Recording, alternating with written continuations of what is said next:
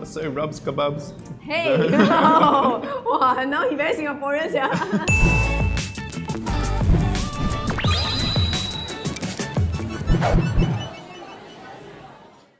Hi everyone! Welcome to another episode of eBook Vlogs. I'm Xenia and today there is a very special guest joining me and he is... Guess who's back? Back again. G'day mate, I'm Stephen. I'm from Australia and I've been in Singapore for about a year now. What would you say you usually eat back home in Australia? A lot of steak and I don't mind a kebab once in a while. So what would you say is your favourite food in Singapore? Chicken rice, roast pork. Roast pork. I heard from the team, right? He eats chicken rice or roast pork rice every other day. And that's why today we are going to bring you around Katong, this food paradise, to show you that Singapore is more than just chicken rice and roast pork rice. Let's go. Let's go.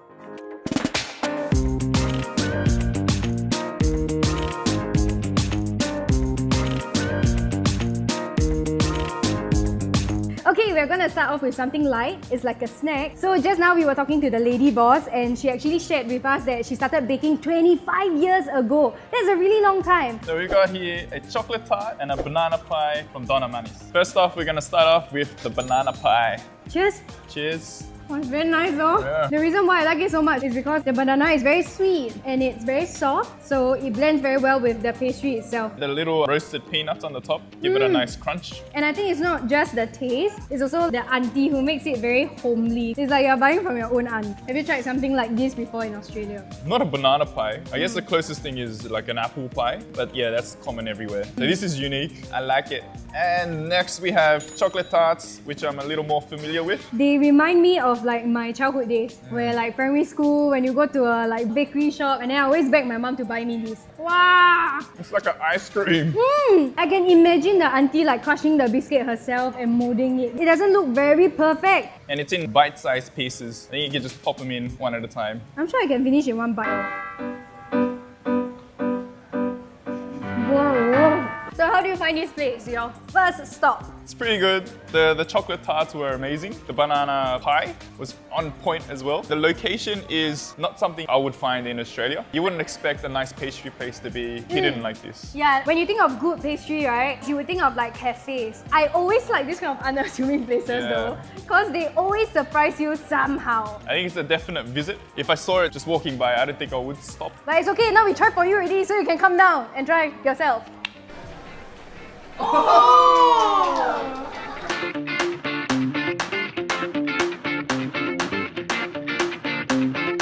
Auntie, 我要2碗 laksa 小的，1碗加辣。 Auntie, 我要2碗 laksa. Chicken, and 一个绞肉. Nailed it. Next up, we are gonna try one of my all-time favorite Singaporean food, and that is laksa. Katong laksa. Very good, Katong laksa. So actually, we are here at the original Katong laksa shop that is located at Roxy Square, and their trademark is, as you can see, there is no chopsticks given to you because they cut their noodles, so you can just eat it with a scoop. Very complex because this one has coconut milk. The broth itself has a lot of sediments. It's milky. I guess the coconut milk makes it taste milky and like the flavor's rounded. And it's spicy at the same time. But because of the coconut milk, right, it neutralizes the heat. So you wouldn't be like all the time. You can still enjoy spicy food. I just had one of the cockles. Nice, it's right? like a mouthful of the ocean. Yeah, I love the cockles. I always like add extra ham. Oh, cockles. Oh, cockle. Okay. Xenia, English. No Hokkien.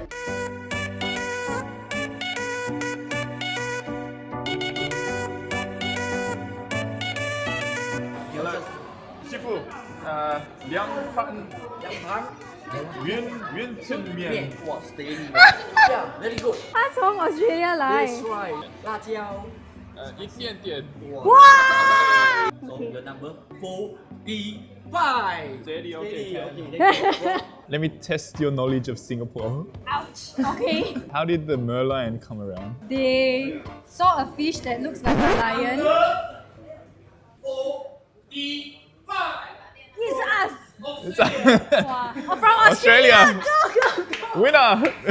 Wow, thank God the uncle saved me from from the question. Next, we ordered Yang Pan Yuan Chin Mian. Yes, from Ming, which is also at Roxy Square. And I must say that I'm actually someone who don't order Yun Tun Mian. And now we're gonna try his wonton noodles, which has been around for 40 years. Wow, sure. Oh, they have this special ingredient in the sauce, right? I can't decipher what is it, but it tastes very different from other wonton mee outside there. I will order this. I feel like the noodles are cooked to perfection. I like to call it QQ. The noodles are QQ.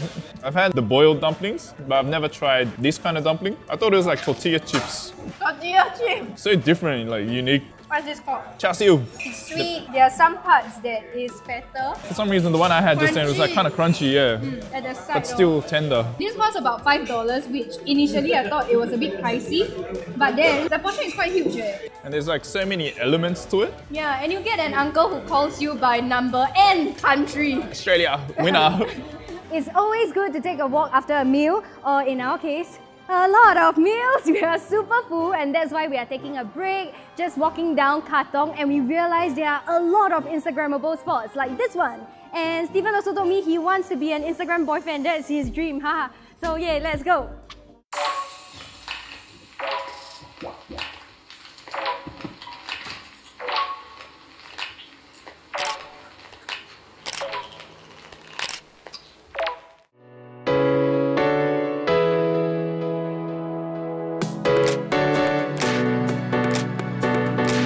Next, we're here at Old Bibik's Peranakan Kitchen. Yes, to try some Peranakan food. Did you know that I'm actually Peranakan? Really? Yeah. I did not know.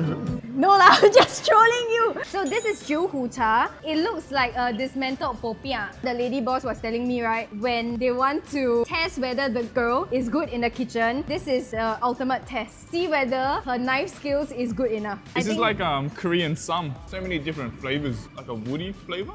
I would think of it as a very concentrated popiah filling with the addition of a very flavorful mushrooms. I think this is great as an appetizer. Let's move on to the one you are very excited about, and that is the chinchalok omelette. Chinchalok is fermented small shrimp. People usually don't find it pleasant. I really don't know whether you will like this. I'll let you know if I don't like it. It's not as crunchy as I thought it was gonna be. Inside is very, very soft. It's almost like a pillow. So the usual omelette would have like bits of ham and capsicum, but this is totally different to that, especially the way it's cooked. Yeah. And it gets its savory side from the fermented Chinchalok. prawns. Chinchalok. I don't know how they cook it in a way that they kill that fermented fishy taste. Next, we're gonna try out the baklava. Tofu! This is the fruit itself. So it's actually poisonous. You have to go through a lot of tedious process to make it edible. And at the same time, the flavor is very, very complex. I don't know if it's because of the color, but it reminds me of black bean sauce. The tofu inside is really soft and silky. It's really like a paste. It's very chunky. Got a lot of ili inside. What's really? This is the definition of ili. Next, we'll try the beef rendang. This is something that I think a lot of Singaporeans are very familiar with. It's like curry, but very different kind of curry. The beef's really tender. You can tell there's like heaps of spices in it. The texture of the sauce, it's not completely smooth. You can feel ili bits in it. I think it'll go perfectly with rice. It hits every single flavor profile, and that means savory thick, spicy thick, a little bit sweet thick. Peranakan food are so complex. Like the best way to describe each flavor is many layers of individual flavors all kind of combined together, Yeah. and they all dance on your tongue. Every single dish, they have their like unique flavor profile. And even this drink itself, it is guava citrus iced tea. When he drank it, he told me it tastes like alcohol. Yeah. It has like some fermented taste to it. But just let him off lah, his first time, and let him enjoy, okay? Let's get drunk. There's no alcohol in there.